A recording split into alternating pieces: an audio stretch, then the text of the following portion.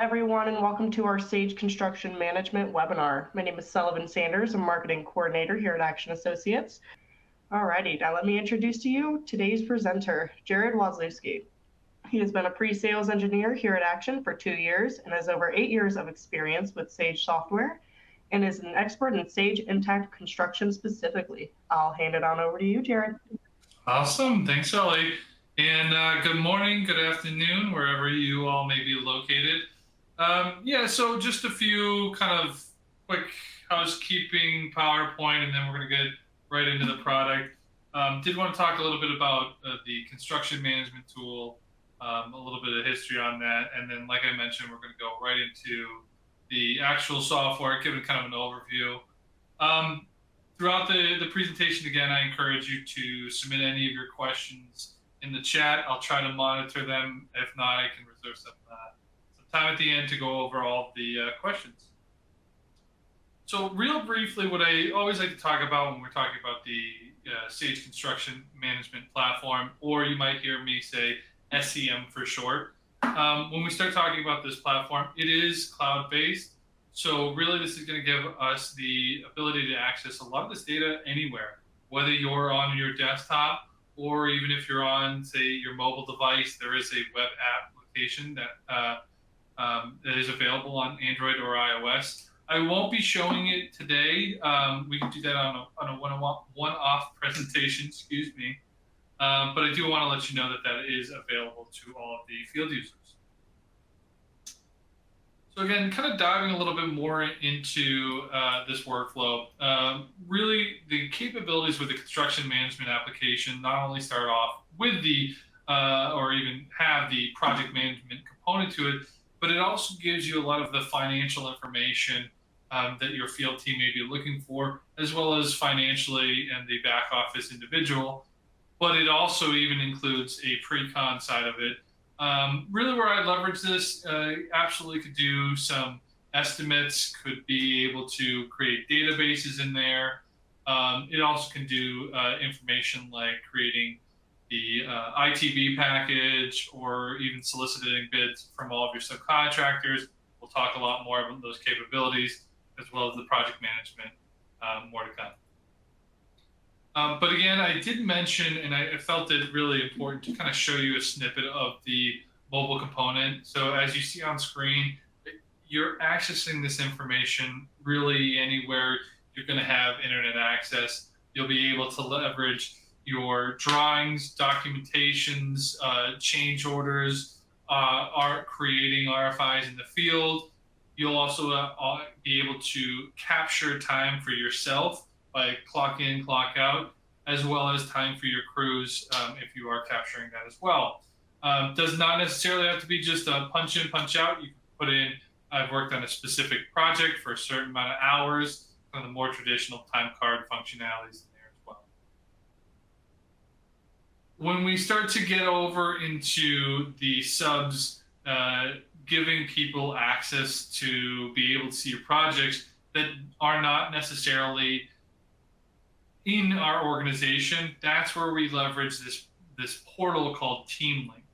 TeamLink really is designed for not only just your subcontractors on your jobs, they could be your owners, they could be your vendors.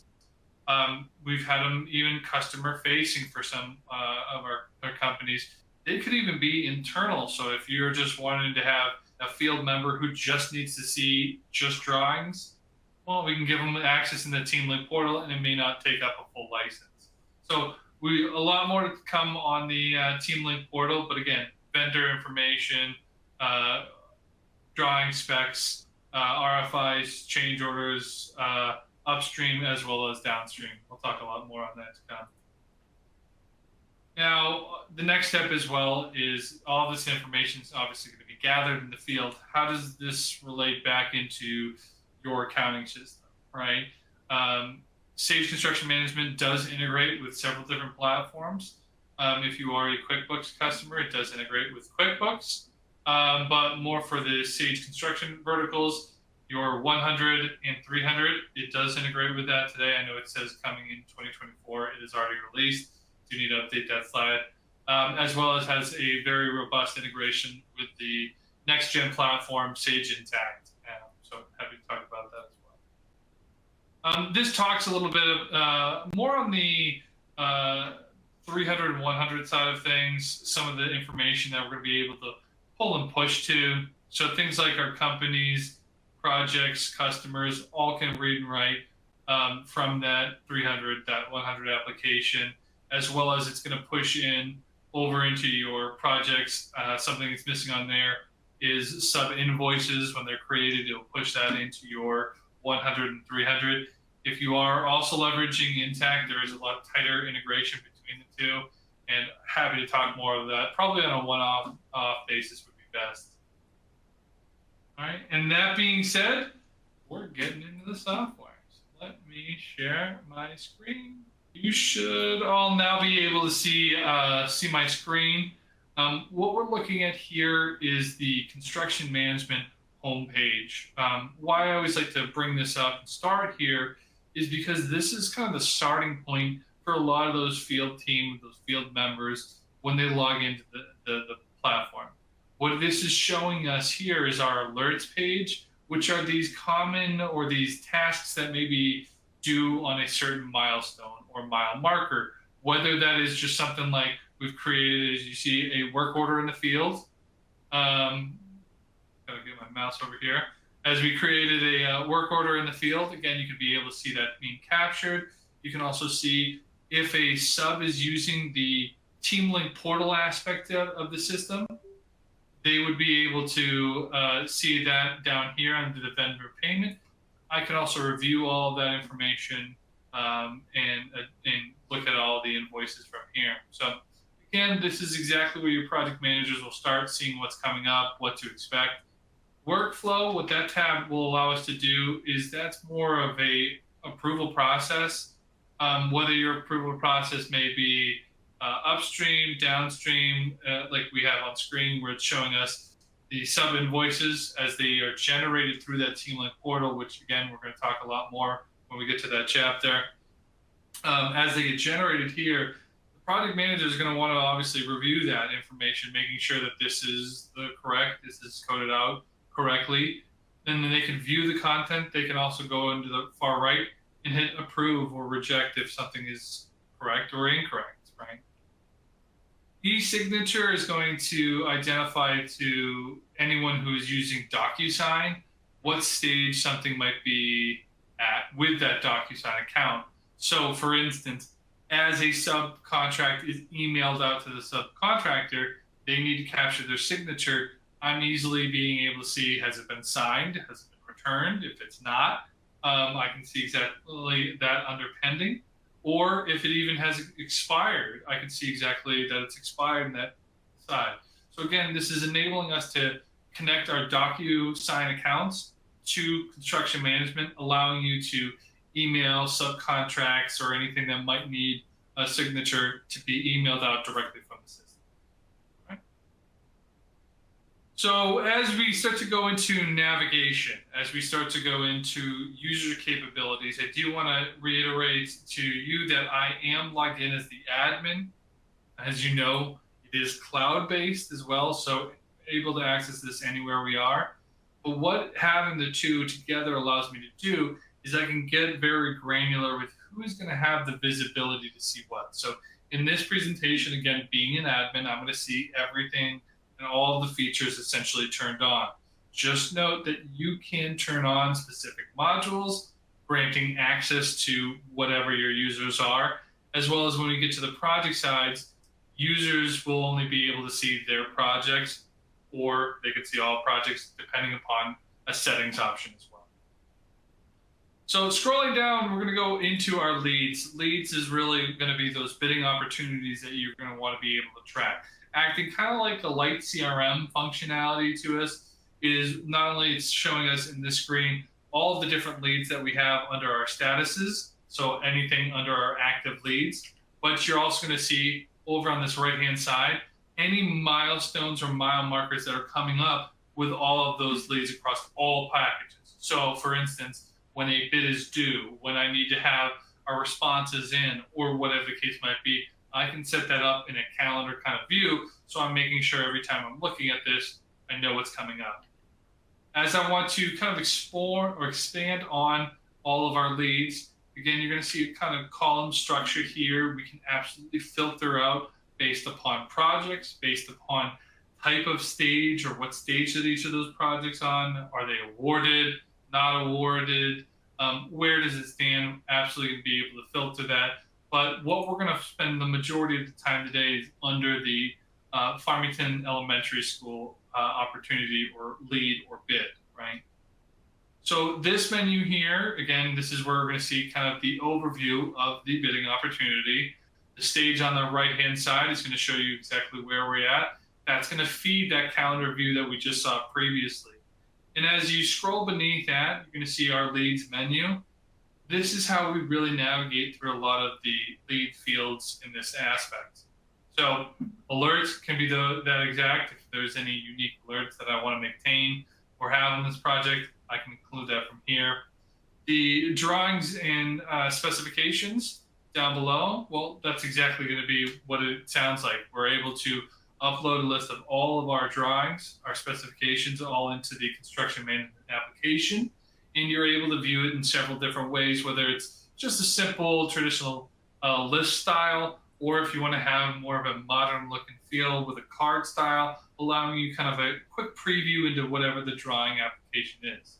The nice thing with this and that TeamLink portal is as you start to create these bid packages, creating these opportunities, again, we're going to talk more on that in a moment, all of this information can be accessible by your subcontracts on that TeamLink portal if need be, all right? So as I also start to go in, a question also comes up, can we do annotations or markups or anything like that with the construction application? Absolutely. In this case, what I want to be clear about, it is not a takeoff tool. You're not going to be able to get square foots, linears, anything like that, but it does allow you to do maybe more on the project side, any markups or anything like that that we might need to. All right. So jumping back into the lead side and scrolling down, a few things that I want to start off with. Now we have our project, but I want to see who of our vendors or subs are going to be wanting to bid this opportunity. And this is where we're going to this ITB side of things. So as you start to see here, anytime you log into a menu and application, you kind of get greeted by this home page again. It tells us exactly where we're at, all the invoice or all the ITB sent out, the responses from them on the right-hand side of who's going to be wanting to bid. You'll see a list of all of the vendors as well. Simply to add on or add to this list, you can hit the more action in the top right and hit add a list of vendors, selecting from previous bidding opportunities or bid packages.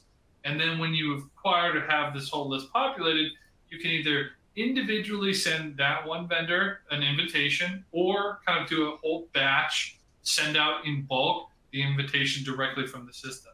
Now, when that happens, what that's going to look like, I'll pull it up over on the right-hand side of my screen. If I have this, there we go, perfect. So when I send out these emails, what we're really doing on the back end is also leveraging Word document to populate the templates. So note that this is just a demo template. You can make this look and feel how you need to.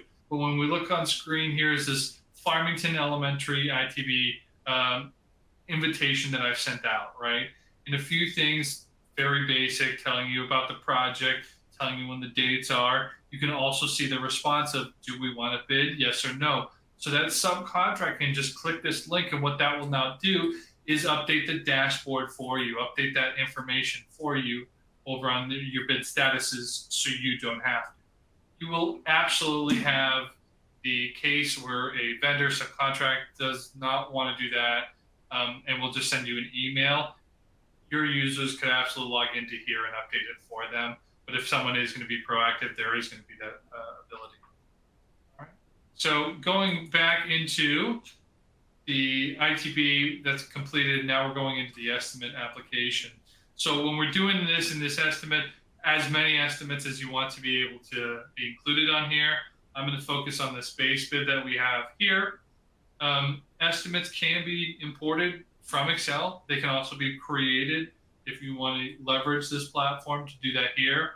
I'm going to go ahead and view what the estimate would look like if I brought it in or it's completed, where we have a list of every cost code in this section, what location that this is going to also apply, and what items are beneath that. Items are obviously going to be an entire breakout of the line by line item. It does wrap all of the items in the labor, material, equipment, subs, and extra, all of that price into one. And as you need to expand on that, you can always click on the hyperlink where it shows you exactly the item details more granularly. But going back to our previous, from here, I want to now go into the bidding opportunity.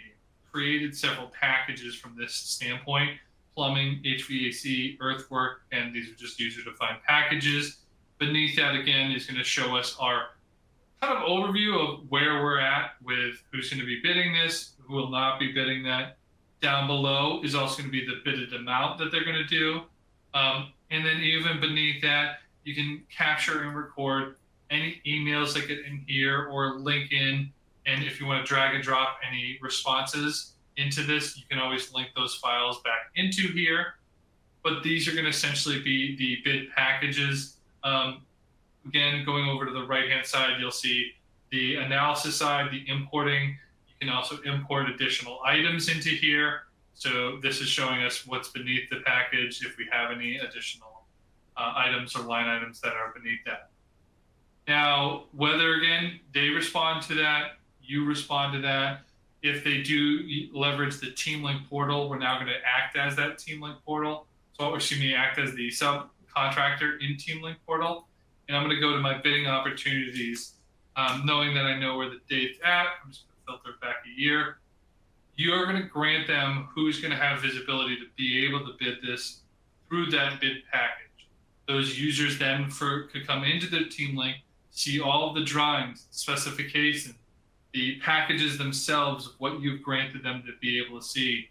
And then they could go in here and also submit their bid with the items. Now, this is a very simple schedule of values, one line item, just for illustration purposes. This can be a lot more detailed as you need to see it, but they would be able to update their line by line and pricing of what they're wanting to bid. All right. So as you go back into your lead stage, we're at the bid. We've captured all the bids. Any last minute markups that may need to apply can absolutely be marked up. You can also create your proposal directly from here. And the nice thing is when we get to our proposal stage, again, a lot of different templates of what that would look like. But this is where we can also send out the proposal directly from the platform. So as I want to email this out to the upstream owner that we might be dealing with in this particular case, I can create that template. I can have my default template and say, okay. It would automatically pull in the templated option. It pulls in the owner of who's going to be the main contact on this project.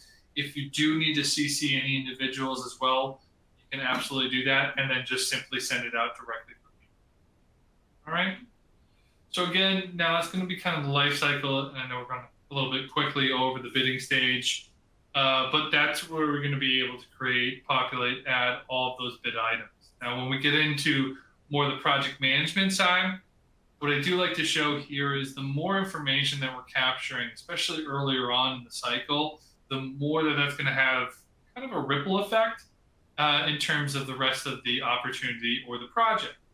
For instance, when we go into our projects, if you do not want to use the lead stage, you have your own bidding tool, maybe like the Sage Estimating, you want to keep that tool, you don't want to do here, you can absolutely do that.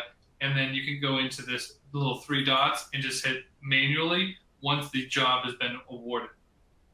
If you do capture everything inside the construction management application, all you're going to have to do is just say, well, I'm going to add a project from that lead, and then you follow the wizard to say, convert everything over.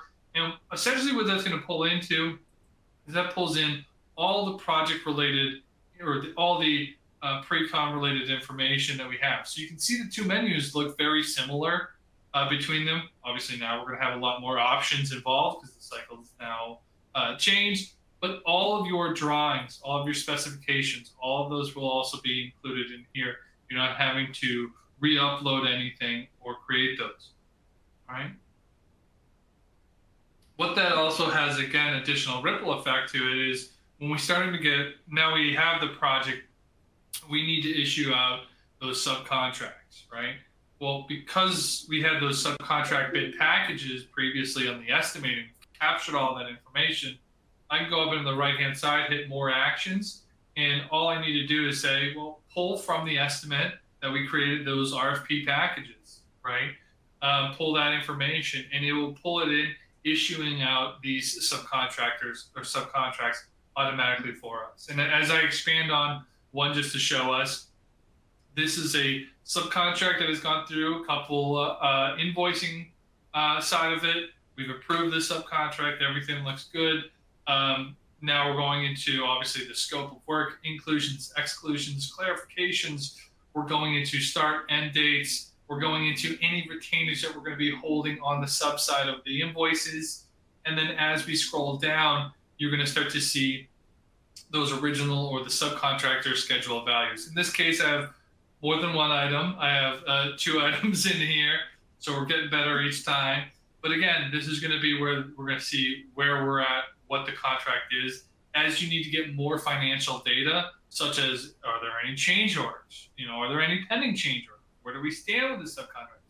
All of that also could be under the financial summary, which is beneath that. So as you see, here's all of our approved change orders. Looks like we have $10,000 under here, which is going to be right there. And then also you can view all of those subcontract change orders down from here. Yeah, just in navigation, makes it easier so you don't have to jump out and back and forth. I can see also all of their invoices in here.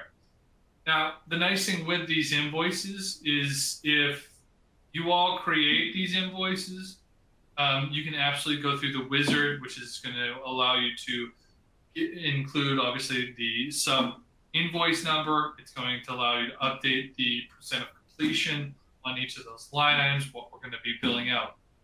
If they are also using TeamLink or that portal to create it, if you have those users, they could also create a lot of that information for you. So again, you don't have to. So as we look into the TeamLink portal, again, we're acting as the sub. You can get as granular as you need to who or what they're going to be able to see as they subside. If you want them to be able to see any of this pre-con, again, that's in settings. We can associate that here. Over in contract admin, well, this really is more upstream for the owner. This wouldn't be something that I want them to see. So I have most of the options hidden, but I did want to just show that you can customize these fields, or you can kind of organize these fields of how that role type needs to be, okay? So going over on the right-hand side is a list of all the invoices that we have. We've gone through, again, that wizard. If it's created by you, created by them, they're going to also see the statuses of where this invoice is. So again, under our different statuses, right? They could also, while they go through the creation, if I created this invoice here, once I finish and say save, it's also going to be greeted at this, this little insurance notification. If there are any warnings, certificates of insurances that need to be updated, they can see this information. So it's updating, and if they update it, it updates your record, right? So it kind of has a ripple effect. They can click on that link. They can see exactly all of the contacts associated with them. They can see all of the insurances application and update those records as well for you. So again, a lot of that will be if they are willing and able to, or you delegate that they have to do that, they could be able to create that. But do note also, if you have those more stubborn users or external users who don't want to have anything to do with that TeamLink portal, your internal users cannot make the same alterations to the vendor records, to their record, to their information. So jumping back into the home side, again, we talked about the contracts, change orders, bills, POs can all be created in here. Multiple POs can go into a bill. You it's going to essentially follow a wizard. So as all of these get approved, all of those can then get flown into that next bill stage standpoint. Talking more on the upstream side, on the prime invoice. So as I start to look into the prime invoice, again, as many main contracts you might have is needed to, looks very similar to the subcontract side, just telling us where we're at, what's been approved, again, what type of completion, how far along we are, scope, inclusions, exclusions, all of that's going to be included. As I scroll down before, you're going to see down below is going to be the schedule of values. So just kind of taking a look into that, I can see exactly what our schedule of values are. All of this is going to be pulled from our estimate. So again, we're not having to duplicate this, or it could also be uploaded into construction management application from a CSV Excel file. Now, kind of taking a step back and looking down below, you'll see budget. So I'm going to open up this budget. Something to note, all of these fields are not letting me edit any of those. That's just because in this settings, I have it locked, right? So you just be able, it's a preference, I'm going to have it unlocked, and then your project managers, your field team can go in here and get a rough budget of where we're going to be, both on our material, labor, burden, equipment costs, all of those could be included in here.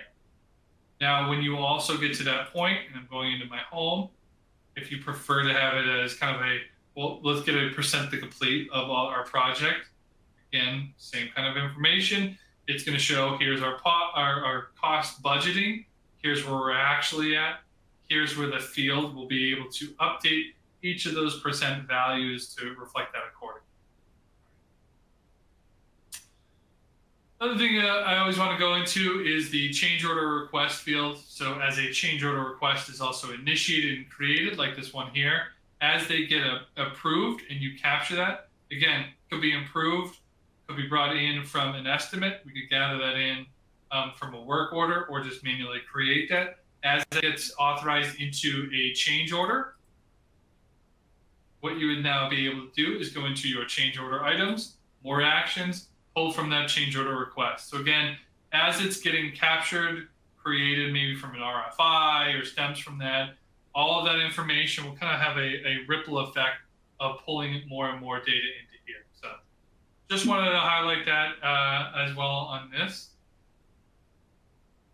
And then scrolling down again, we've captured the prime contract. We now need to create maybe the AIA in the system.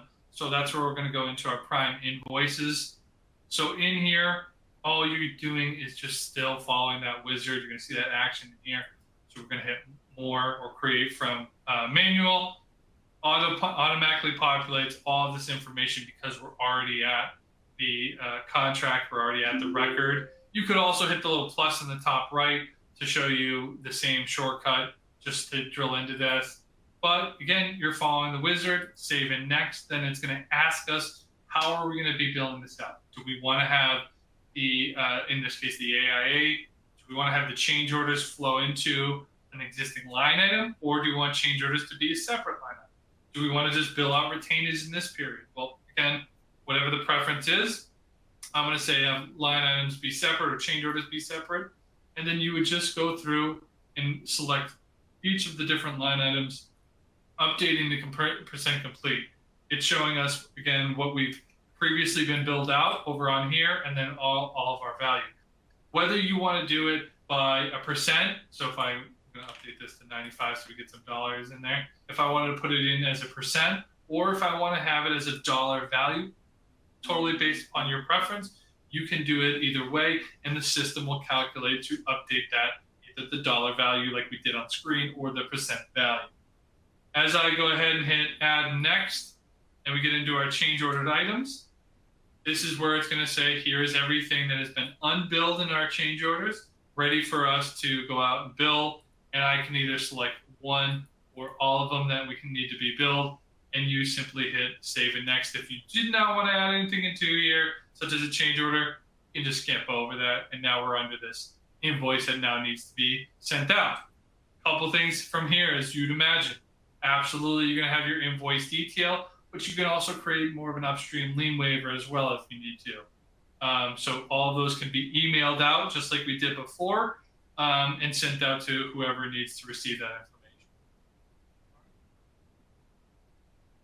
So as we kind of scroll back, again, I want to make sure we're leaving enough time to go over all the questions, but I will just kind of talk about these other features. Absolutely, on the mobile app, you're going to be able to capture the time and expenses that I mentioned.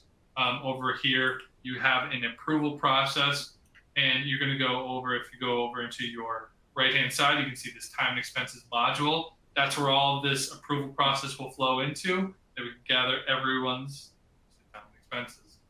Down below, correspondence, RFIs, submittals, all of that's going to be included. Daily logs as well, absolutely. Daily logs can be captured inside the mobile app or started in the mobile app, and then you can even view them inside this desktop application. They can even be created in the desktop application as well. But things like our activities can be imported from the job cost fields or the schedule of values.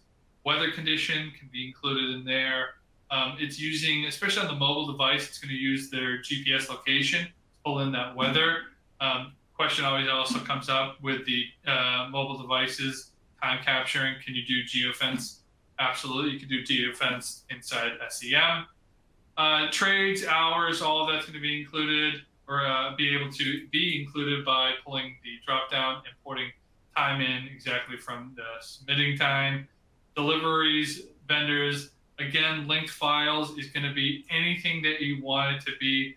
If you're in the field, you can upload from your photo, your camera albums. If it's now like what we are in here, our desktop, I can hit my add actions. It's going to just pull into into your browser, so you can select what files you need to upload. All right. Jumping back, last thing, scheduling. Absolutely, you could be able to create a schedule if you are using P6. You could also get that P6 data into your scheduling. It's going to look like something a little bit like this. So obviously, we're going to have a Gantt view. We're seeing exactly by all of our cost code who's going to be working. The resources, whether those are internal or external, are also going to be shown here. This calendar view can also be viewed on the TeamLink portal. So for your subs to see exactly when they need to arrive on the job, what they need to be doing on that job, you'll be able to see that information from here. Safety, meetings, all of that, absolutely. Again, quality control, absolutely going to be handled in here. We can go into any of those fields more one-off to kind of give you more data of what that will look like. But what I want to go down into is your reporting, your analytics, and then how we get all this data into the accounting. So with the reporting side of things, what it breaks it out as is obviously, what is this report? Is it going to be more on the project? Is it going to be bidding opportunity? And then you're going to be greeted on the first page is going to be your favorites. You'll see there's a detailed reports for all these different fields, such as our change orders. It tells us everything around the change orders, the statuses, the types. Are we doing it across a single project, multiple projects? If we have a single project, I can select that particular project. Over on the right-hand side, I can star whatever ones want to be on my favorites. You'll see the duplication as an option. So you can take a report and create a custom report as you need to, all through here, all going to be able to be accessed even on the mobile device. The analytics sides act kind of like, if you're familiar with Intact's dashboards, they act kind of like that. So what you're able to do here is essentially get multiple reports, metrics into a consolidated view.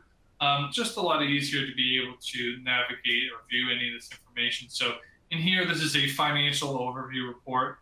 Again, we can tweak these and tailor these how you need to see that information. But again, it's just going to show us kind of that components of multiple metrics included. Now, last thing I mentioned to you was to go into the accounting link, right?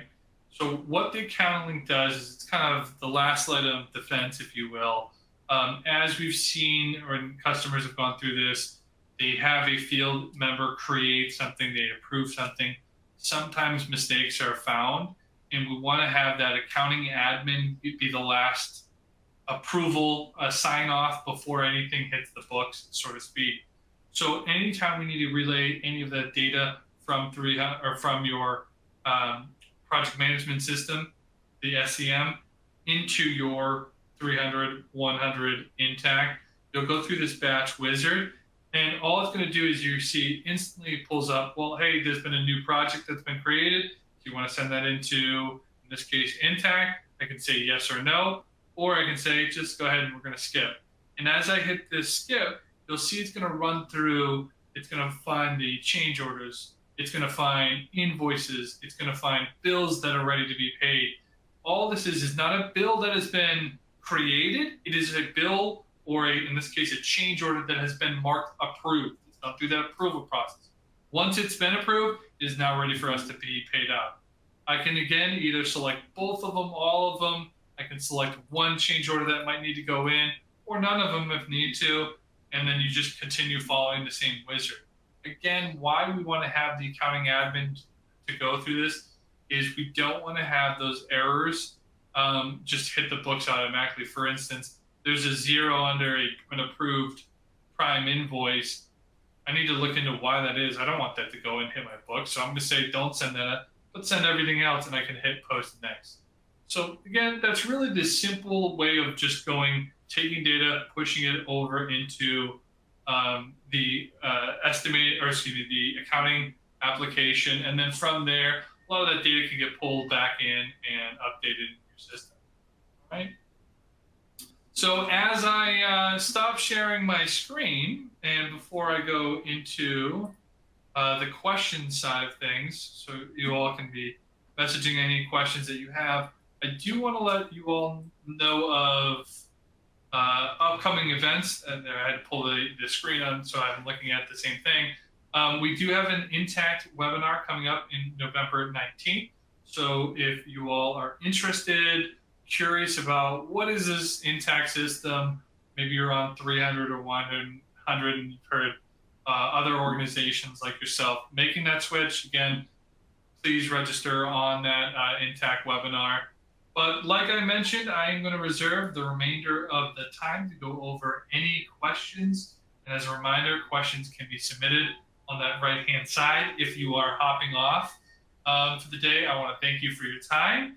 If you do need to see or want to see more or have additional demo questions, feel free to reach out to myself or your sales representative here at Action, and definitely schedule that time up.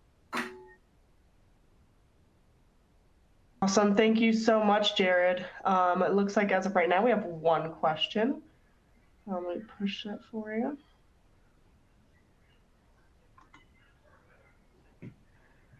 All right. Does one need to be a user to utilize the QC and safety module? It depends what you mean by utilize. So if they're going to be creating that meeting, recording the safety control, recording any of that, then they're going to need to be a user. If they strictly just want to view that information, you could leverage maybe like the Team Link portal that I mentioned about. So you could be able to see all of those safety meetings that have been held or anything like that. So we might need to drill more specifically into exactly what you want, but essentially, if they need to do data entry, they'll need to have a user. If it's just a user, or just a viewer, then we could probably get away with using the Team Link and creating a role type for either internal or external users. Awesome. Perfect. All righty. Our next question is, how does it interact with Sage 100? Yeah. So there is, I don't know if you're going to have the visibility to see that. I would say is reach out to your Action sales rep. So a lot of data will be pushed and pulled from Sage 100, but I know the question is always like the detail. What specifics are there? There is a whole map, a data map that shows exactly what is getting pulled and pushed back in. You can also just email me directly, and I'll send you the link that talks about that. Perfect. All righty. Our next question, does the schedule function allow you to see views across multiple projects and or by project manager? Yeah, so on the previous thing, one of the areas I didn't show you was when we had the project view, or when I first hit projects, there was a list of all projects that we currently have that are active, right? And one of those subsections over on the right-hand side are a calendar view. It is a multi-project calendar view, so you would absolutely be able to see across exactly what projects are being scheduled across off all of the active projects that are in the system. So that would be on that project's homepage. But yeah, we can show that. Perfect. Alrighty, can you share what the estimate default template would look like? Yeah, so we can send that to you on a one-off. Again, we use Word document. So what a lot of users do is just customize that part of the implementation process to mirror how you have that today. Again, leveraging that Word doc style in the back end. So takeaway, we would make it look how you want it to look. But I'm happy to send you just the out of the box, so to speak, document. Perfect. And then it looks like the last one as of right now, how does the allowance tool work? Mm-hmm. Yeah, so you can go into the allowances to be able to say, how much you're going to be allocating on what percentages, what values in there. For the allowances, I would probably say is let's connect more one-off, because you can create those different package types. And I'm a visual person, so I'd rather show you specifically, but very simple of just what is it, what's the type, who's getting allowed, who's that approval, what's the allotted amount. But let's take that as a one-off offline connection. Yeah. Perfect. Looks like we did get another one in. It looks like the question is, can RFI responses be linked directly to the drawings? Mm-hmm. Yep. So anytime you're creating an RFI, you're creating a change order, a potential change order, subcontract, as well as prime. You can link any of the drawings to it. So under that linked files, if you select that, you'll also see an option to say pull in from drawings.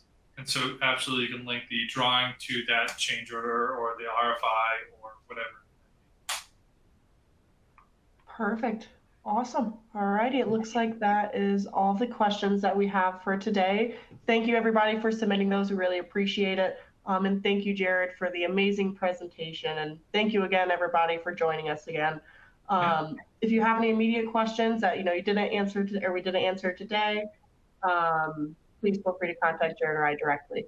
Actually, Jared, do you have enough time to do one more? Yeah, I can do another one. Bonus question. Awesome. All righty. Did you say customers could access their information through the team link? Is there an approval process for COs? Mm-hmm. Yeah, so the customers would be able to go in there, and we actually just had that as recently. We had to create a customer team link hub, if you will, and then you can grant them how much visibility you want them to see. So for this one, change orders were on there, invoices were on there, drawings were on there, but we did not want, this one customer did not want to have any subcontract related data on there.